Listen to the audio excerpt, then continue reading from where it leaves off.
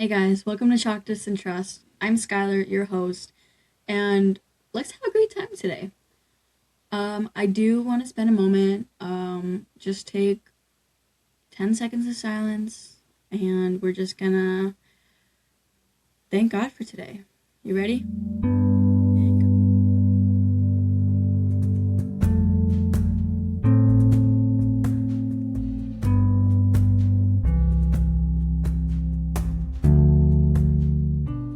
Okay, welcome back, guys.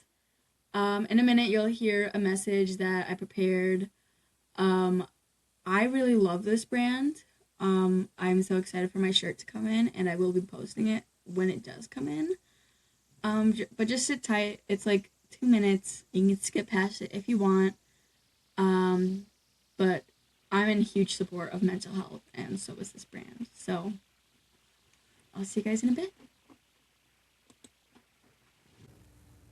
Hey friends, a quick pause because I'm so excited about today's sponsor. Not necessarily a sponsor, but more like a partnership. If you've been here a little bit, you know I care deeply about mental health, encouragement, and choosing hope even on the hard days, especially like when I was talking about me having a hard time like trying to eat and stuff, okay?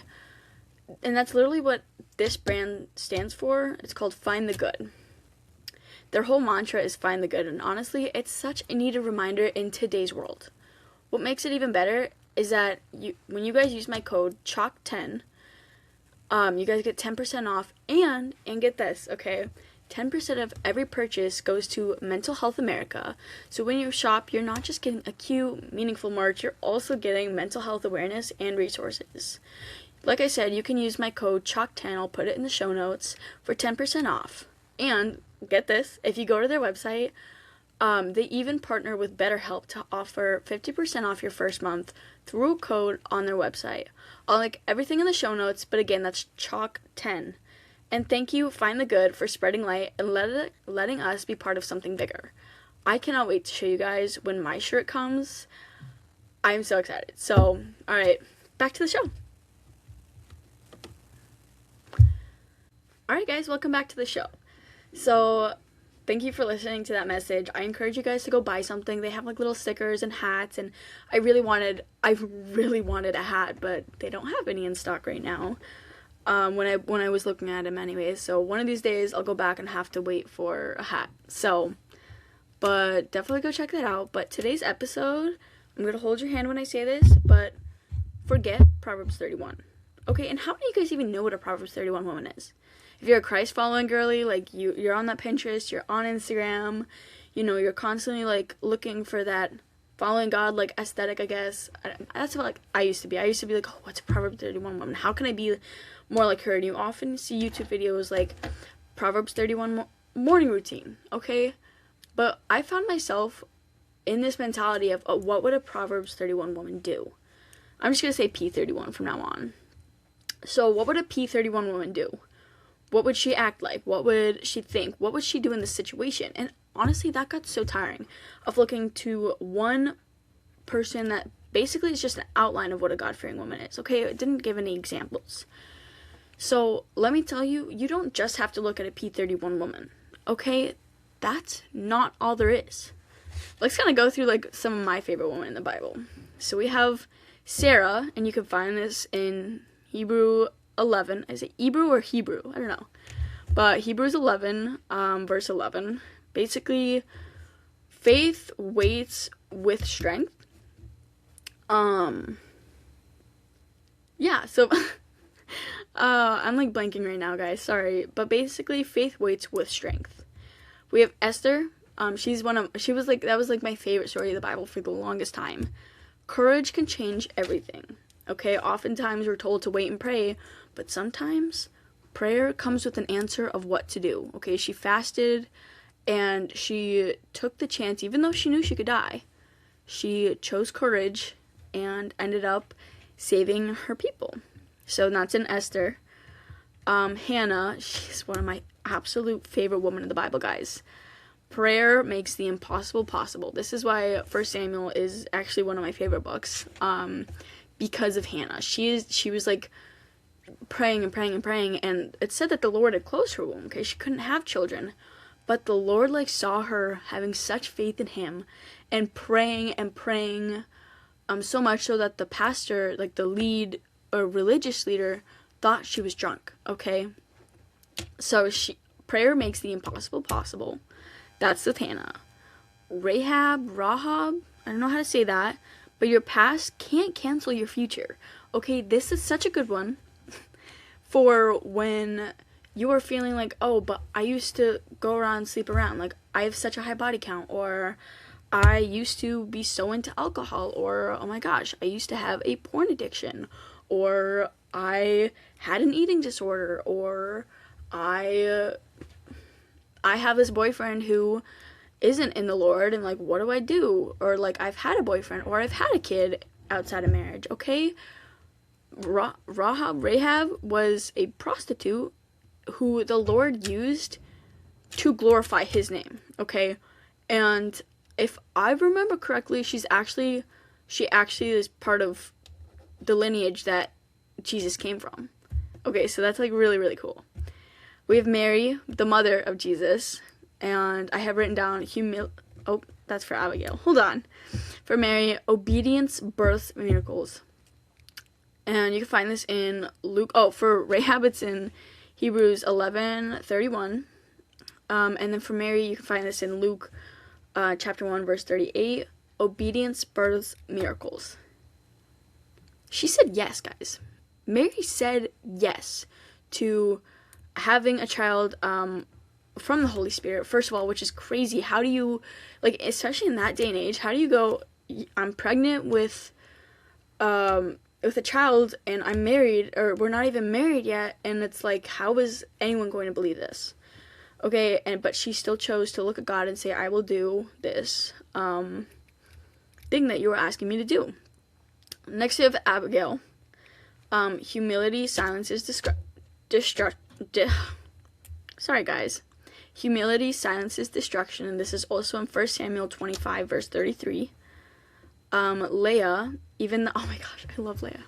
So even the unseen are chosen, and this is in Genesis 29, verse 32, and I actually watched a YouTube video about Leah and Rachel, and this is just like so awesome to me, because she first is like looking for love from her husband, and after I think her third child, she goes, actually, I am looking at love from the Lord. Like, the Lord is blessing me with this. Like, oh my god, it's just so good. I encourage you guys to go watch this stuff on YouTube, like the story of Leah and Rachel, or go read about it in the Bible. And lastly, I wrote down Deborah. Basically, encouraged others to walk in faith. Judges 5:7. And fun little story from church this morning. I killed a spider, and the other girl who was with me, who's actually senior here at NMU, she was like, oh my gosh, you're like protecting little kids, because I was with the infants. And I was like, yep, I'm just like Deborah. Call me a warrior in Christ. So Deborah encouraged others to walk in faith. Now, why is this important? I did write like notes for this. So, and I talked about this earlier, a Proverbs 31 woman is a great example of a God-fearing woman. Don't let me say, forget Proverbs 31, and suddenly it just doesn't matter. That's not true, okay? Proverbs 31 is such a great example of like how you should hold yourself, and how you should go about your day, and how you should view yourself as a God-fearing woman, okay?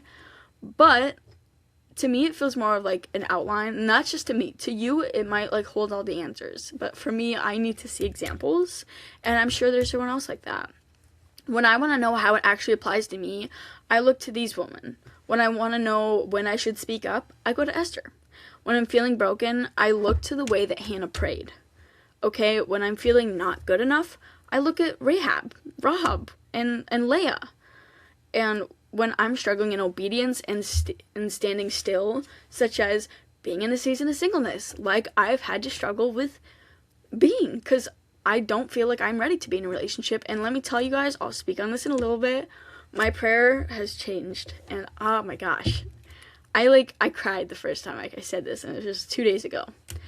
But so when I'm struggling in obedience and standing still in a yes, when all I want to do is say no, or when I'm struggling saying no, when all I want to do is say yes to a relationship, to hooking up, to going out and drinking, I look at Mary.